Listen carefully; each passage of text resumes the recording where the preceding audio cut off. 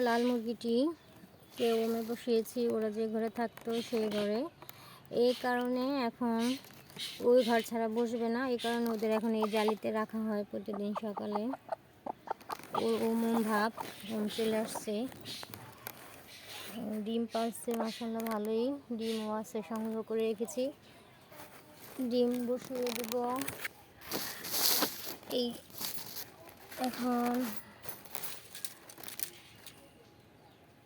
এখানে আপাতত ওই মুরগিও ডিম পাড়তেছে, ও ডিম পাড়তেছে,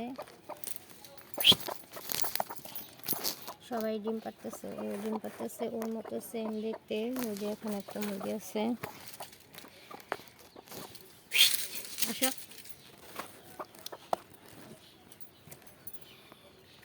ওই ওই মুরগিটাকেও ডিমে বসিয়ে দিব, ওটাকেও বসিয়ে দিব। ওই যে একরকম দেখতে সেম কোয়ালিটি। এই যে ওম ভাব ওই বসিয়ে দিব।